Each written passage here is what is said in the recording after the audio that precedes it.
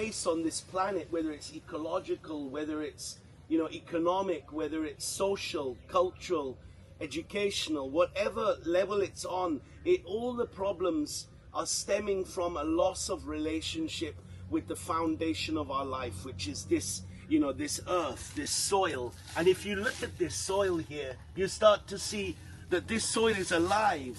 There are millions of microorganisms, molds, bacteria, insects, earthworms, fungi, small animals, and the mycelium. The life in the soil is directly proportionate to the fertility of the soil. Life equals fertility. You could change those two words and say life, fertility, Mother Nature. You know, in Europe they call her Gaia. In South America they call her Pachimama.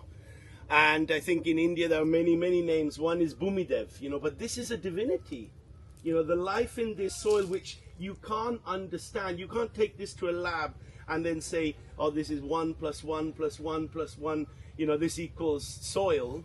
You get 9 and you add 1, you don't have anything, because the relationship of this is beyond our comprehension. So you start to ask yourself, well, how does this soil, you know, how do we make this soil? Well, we make this soil by returning organic matter, like these leaves and branches, sticks, grass. All decaying organic matter is thrown back to the ground. It decomposes. I mean, this is pretty basic. This is not rocket science. Anyone can understand this. But then people are burning the leaves, you know. So we're burning the basic first gift of Mother Nature, which is the organic matter, because that is what brings back fertility to the soil, that facilitates this mystery of Mother Nature and the gifts that she offers us. So in this farm, consistently, we have been returning organic matter for years and years. The techniques will change. You know, if you want to start this work, they'll change according to topography, geography, even demographics, geology. All of these things define techniques. But the principle of returning organic matter is common to any agriculture that you're going to do, because without the soil, you don't have anything. So once you start to have this healthy soil, then you can start to say, okay, well, what next then? So what next is a food forest. I would say a food forest. Now you are in a food forest now. I would say that's the most expansive relationship that we can have with this basic collective need of food. Now a food forest, again, it mimics what you will find in a jungle or in a forest anywhere. You have different layers, levels of plants growing together. So you have like carpet crops. In the farming, something like sweet potato would be a carpet crop. Then you have shrubs, things like, I don't know, lady's finger or, you know, eggplants. And then you have small trees, like a custard apple. You have larger trees, like, you know, mangoes and chikus. And you have creepers, vines that climb up in them, like, I don't know, the butterfly pea or the gilloy or air potato. Pepper also, exactly. So you have all these different strata of plants, and then you have another perimeter, which is the time duration. So you have plants that grow very, very quickly, and you have plants that take much longer to grow. So by understanding these two perimeters and sort of playing with them and not disturbing nature and allowing nature to do that, that's how this food forest has emerged in Solitude Farm. There's another element within the food forest also, which is really fascinating, and that's the edible weeds.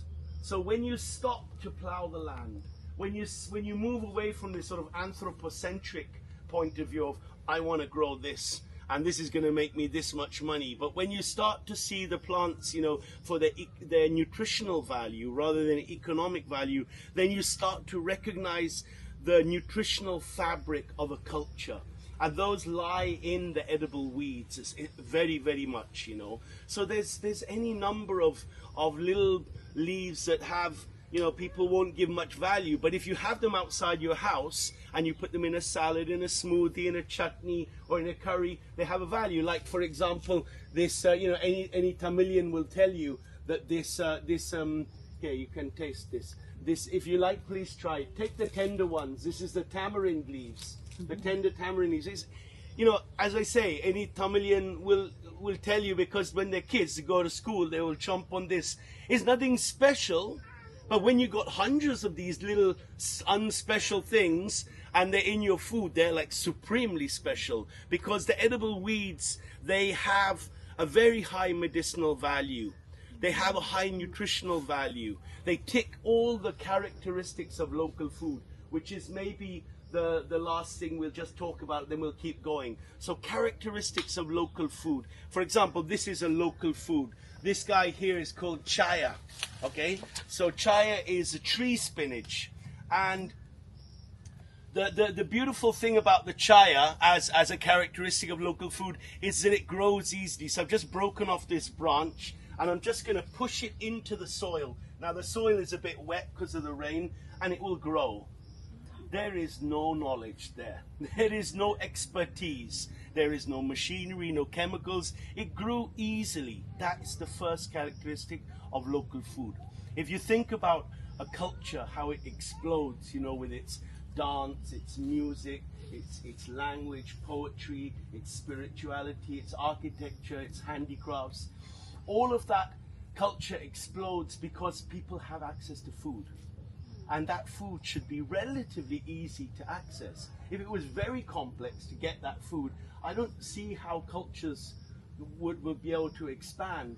In India, we have these beautiful, this beautiful book called the Upanishads, a series of texts, and it's all about non-duality. And in this book, there's this you know, concept of the sheaths of existence, what we call kosh. So we have the Annamaya kosh, which is the body, which is the food sheath. And then you have the Pranamaya kosh, which is the energy sheath. Then you have the Manamaya kosh, which is the mind. And you see that language emerges from the mind. So without a body, there's no mind. Without a mind, there's no culture. And yet we're so proud of our culture, you know. And yet, you know, when we don't have that relationship with where our food comes from, obviously our culture's in decline. That's how it's happened in England, for example. So anyway, going back to the local